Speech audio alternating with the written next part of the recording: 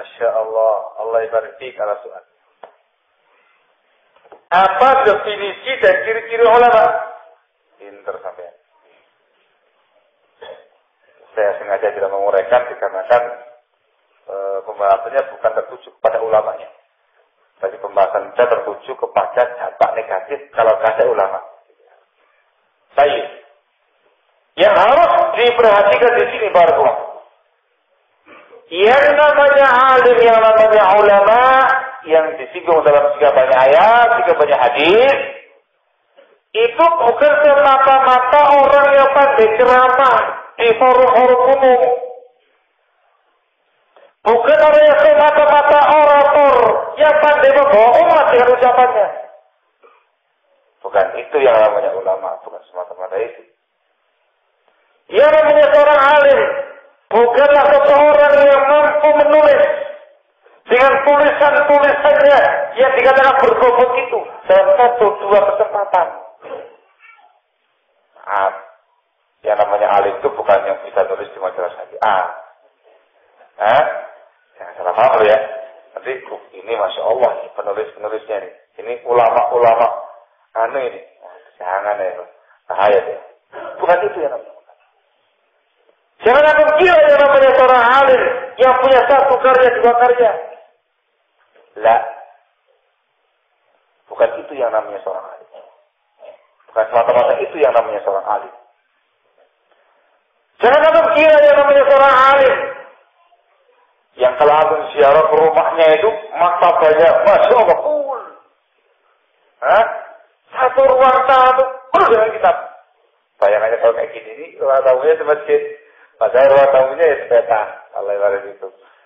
Full kitab. Masya Allah. Alim tenang. Benda. Belum tentu. Barakallahu. Jangan anggap kira yang namanya seorang alim yang disebutkan di atas orang-orang yang kesana kemari, dakwah kesana kemari, dari Jawa Timur menuju ke Jawa Tengah, Jawa Tengah menuju ke Jawa Barat, loncat ke bawah pulau dan segala macamnya, semata-mata itu. Bukan. Jangan kebayangkan yang namanya seorang alim yang pakaiannya serba putih, panjang, sauk, dengan jenggotnya yang panjang, dengan peci putih yang panjang, dengan imamah dan segala macamnya. Bukan semata-mata itu. Ini disanding oleh Syekh Abdul Salam Darjas rahimahullah. Dia punya makalah yang sudah ditranskrip menjadi tulisan, dimasukkan dalam makalah beliau. Judulnya Man Humul Ulama. Siapakah ulama itu? Saya pernah baca? Oh belum, mau gini-gini. Masya Allah. Nah ya Pak. Itu di awal makalahnya itu barakallahu. Beliau panjang lebar menepis anggapan-anggapan sebagai dia tentang yang namanya alim. Yang namanya kata dia. Bukan semata-mata itu yang namanya ulama.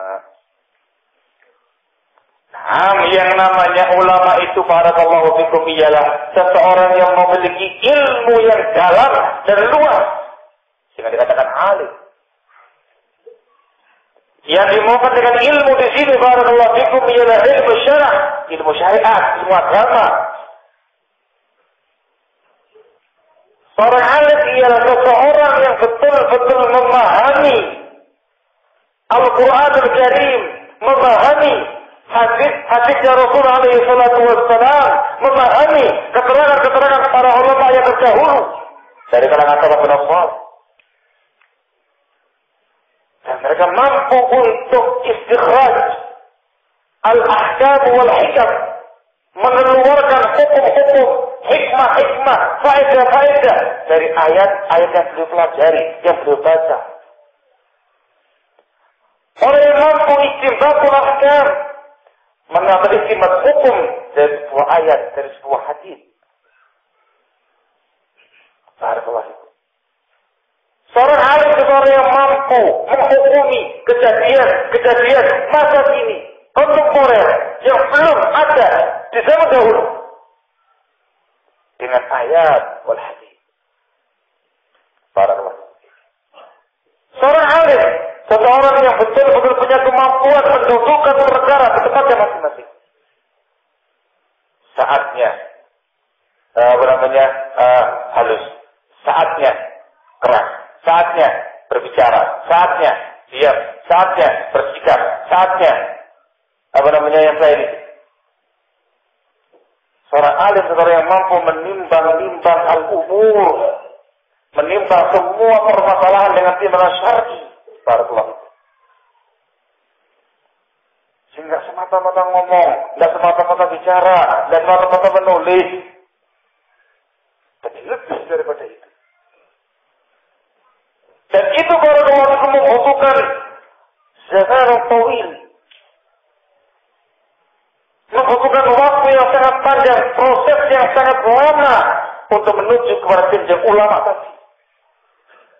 Kesungguhan dalam belajarnya, keikhlasan dalam belajarnya, kejujuran dalam belajarnya, kesabaran dalam belajarnya. Proses awalnya.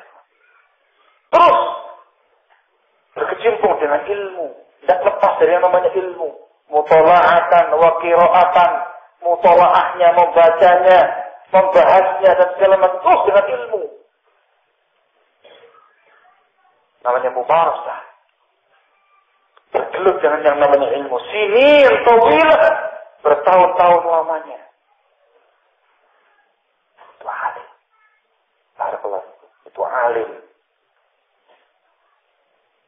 Sehingga al-ibrah laisat bi kasratir riwayah. Yang dianggap bukan banyak riwayatnya. Wala bi kasratil kutub. Juga bukan dengan banyak kitabnya. Wala bi kasratil kalam. Juga bukan dengan banyak ucapannya. Tidak. Tapi dengan hal-hal tadi. Itu rusukhun bil ilm. Pokok mapan dalam perkara keilmuannya. Nah cuma itu ya Pak. Disertai dengan adabun jalb. Adab-adab yang bagus, sopan santun yang tinggi. Akhlakul karimah yang sangat luar biasa. Dengan penuh ketawaduan. Dengan penuh kedewasaan. Dengan penuh hikmah.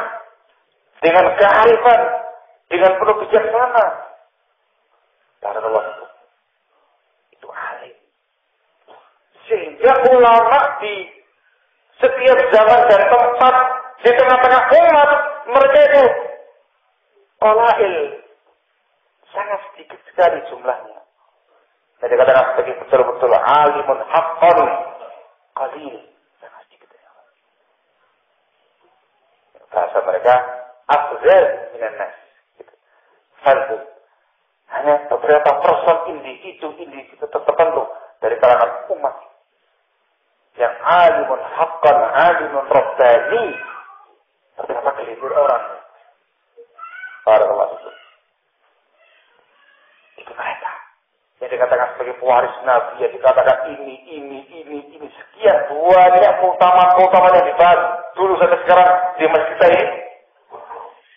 Itu pada mereka. Barakallahu fikum. Hadza huwa. Mustahil.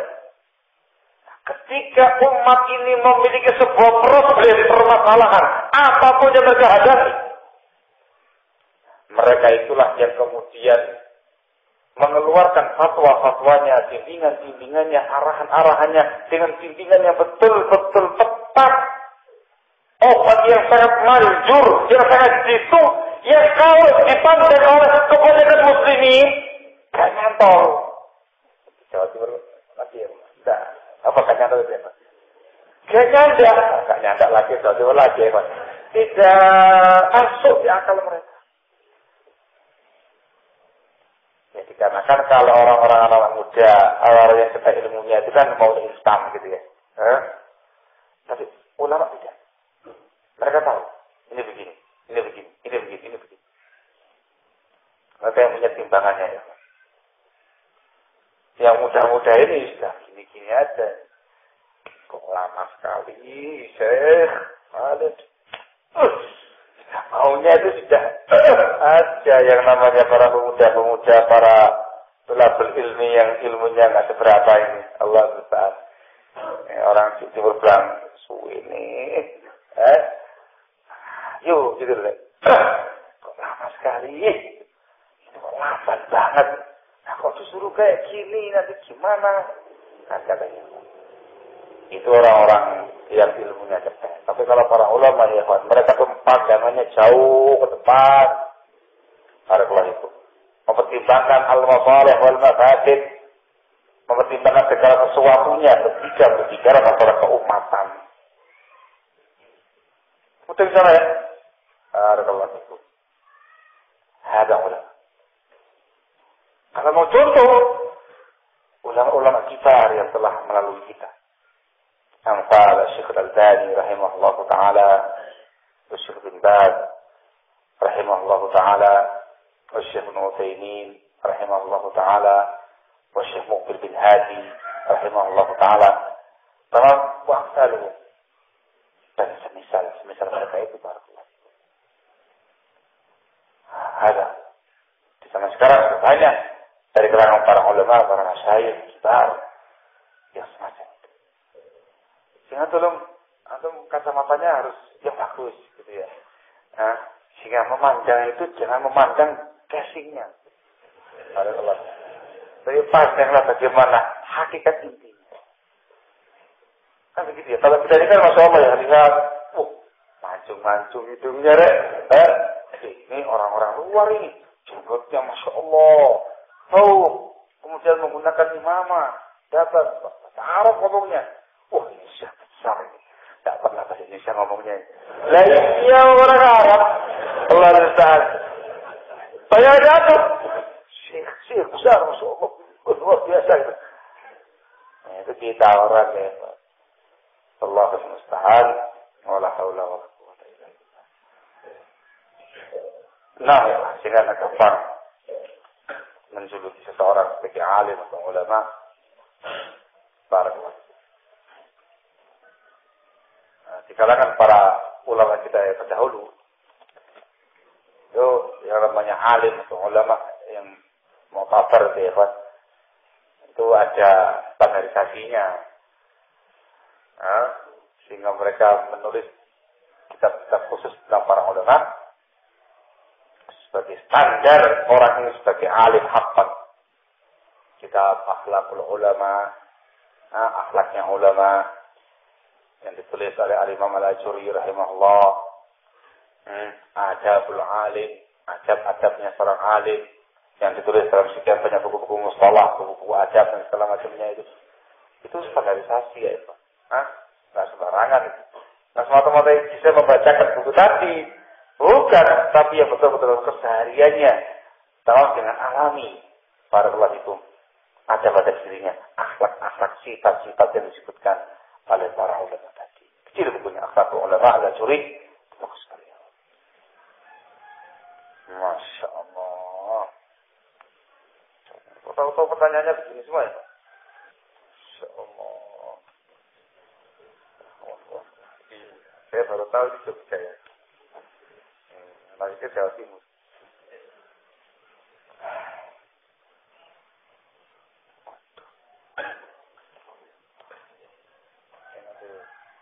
Ini insya Allah istri semuanya. Masya Allah. Baik. Ini sudah berkali-kali kita bahas ya, tentang masalah ini. Dalam beberapa kesempatan kajian kita kan cuma sekali bicara masalah ulama ya. Berkali-kali ilmu ulama itu sudah berkali-kali ya. Itu sudah kita sebutkan. Barakallah. Yang ini adalah tanya Ustaz. Ini ada sebuah kasus ini. Ini semua ya, nggak ada yang kecil-kecil ya. Ada seorang wanita merantau ke Jakarta. Apa anak sedikit edit bahasanya? Ada seorang wanita merantau ke Jakarta. Di sana kerja di pabrik, tinggal di kontrakan bersama seorang wanita yang sama-sama kerja di pabrik. Pada suatu hari setelah sahur, wanita tersebut ditawari makan oleh temannya. Terus makan bersama. Belum selesai makan, teman wanita tersebut izin minta keluar, katanya mau beli minum. Habis makan, ternyata wanita tersebut tak sadarkan diri. Setelah sadar, dia merasa merasa kalau dirinya sudah gitu ya. Sama tak? Teman perempuannya juga tidak ada, itunya juga tidak ada. Pertanyaannya adalah, apakah wanita tersebut dihukumi sebagai pezina? Masya Allah. Jawabannya bukan pezina ya. Dikarenakan perempuan tersebut dalam keadaan tidak sadar. Barakallahu. Sehingga nggak punya hukum sama sekali pada perempuan tadi. Paham ya? Rupiah takdir diangkat yang namanya rubah syariat pada orang yang tidur. Dan saya yakin ketika dia tersadar pun mukroha dalam keadaan dipaksa. Barakallahu. Sementara yang terpaksa barakallahu itu tidak punya hukum sama sekali. Sehingga dia bukan katakan sebagai pezina. Lalu apa hukumnya kalau perempuan tersebut dinikahi? Ya gak apa-apa. Tidak apa-apa ya Tuhan. Dinikahi. Tidak apa-apa ya. Kalau antum mau loh ya. Tidak apa-apa ya. Barakallah. Jadi karena kan dia bukan berzina. Perempuan biasa.